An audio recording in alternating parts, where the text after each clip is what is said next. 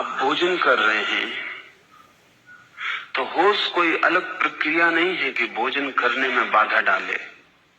जैसे मैं आपसे कहूं कि भोजन करें और दौड़ें, तो दोनों में से एक ही हो सकेगा, दौड़ना या भोजन करना। आपसे मैं कहूं कि दफ्तर जाएं तब सोएं, तो दोनों एक ही हो सकेगा, सोएं या दफ्तर जाएं।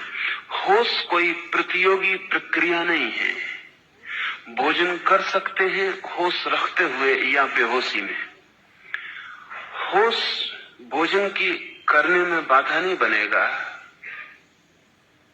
होश का अर्थ इतना ही है कि भोजन करते समय मन कहीं और ना जाए, भोजन करने में ही हो। मन कहीं और चला जाए तो भोजन बेहोश हो जाएगा। आप भोजन कर रहे हैं और मन दफ्तर में चला गया, शरीर भोजन की टेबल पर, मन दफ्तर में है, तो ना तो दफ्तर में हैं आप क्योंकि वहां आप हैं नहीं, और ना भोजन की टेबल पर हैं आप क्योंकि मन वहां नहीं रहा। तो वो जो भोजन कर रहे हैं वो बेहोश है, आपके बिना हो रहा है। इस बेहोशी को तोड़ने की प्रक्रिया है होश। भोजन करते वक्त मन भोजन में ही, ये छोटा सा काम भोजन करने का रह गया, पूरी चेतना इसके सामने है। एक कौर भी आप बनाते हैं, उठाते हैं, मुंह में ले जाते हैं, चबाते हैं, तो ये सारा होश पूर्वक हो रहा है। आपका सारा ध्यान भोजन करने में ही है। इस फर्क को आप ठीक से समझ लें। अगर मैं आपसे कहूं कि भोजन करते वक्त राम राम जपें, तो दो क्रियाएं हो जाएंगी। राम राम जपेंगे तो भोजन से ध्यान हटेगा,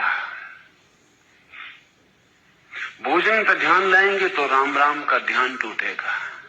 मैं आपको कहीं और ध्यान ले जाने को नहीं कह रहा हूं, जो आप कर रहे हैं उसको ही ध्यान बना लें। इससे आपके किसी काम में बाधा नहीं पड़ेगी, बल्कि सहयोग बनेगा। क्योंकि जितने ध्यानपूर्वक काम किया जाए उतना कुशल हो जाता है।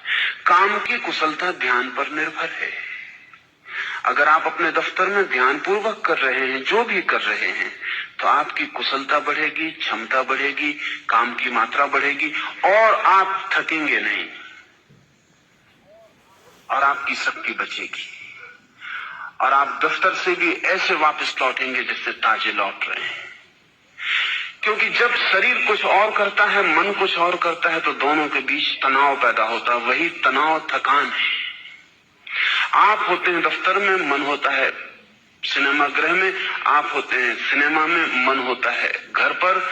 तो मन और शरीर के बीच जो फासला है, वो तनाव ही आपको थकाता है और तोड़ता है। जब आप जहां होते हैं वही मन होता है। इसलिए आप देखें, जब आप कोई खेल खेल रहे होते हैं तो आप ताजे होकर लौटते हैं। खेल में शक्ति लगती है,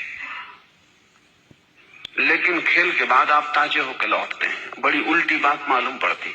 आप बैडमिंटन खेल रहे हैं, कि आप कबड्डी खेल रहे हैं, या कुछ भी, या बच्चों के साथ बगीचे में दौड़ रहे हैं, शक्ति व्यय हो रही है, लेकिन इस दौड़ने के बाद आप ताजे होते हैं। और यही काम अगर आपको करना पड़े तो आप थकते हैं।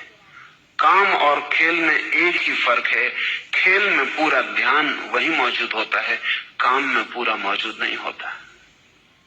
इसलिए अगर आप किसी को नौकरी पर रख लें खेलने के लिए, तो वो खेलने के बाद थक के जाएगा, क्योंकि वो फिर खेल नहीं है, काम है।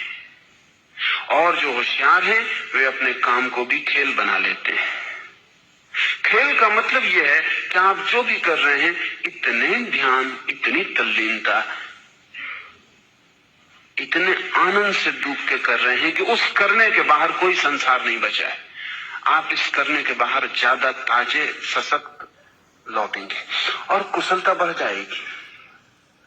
जो भी हम ध्यान से करते हैं उसकी कुशलता बढ़ जाती। लेकिन अनेक लोग ध्यान का मतलब समझते हैं जोर जबरदस्ती से की गई एकाग्रता, तो आप थक जाएंगे।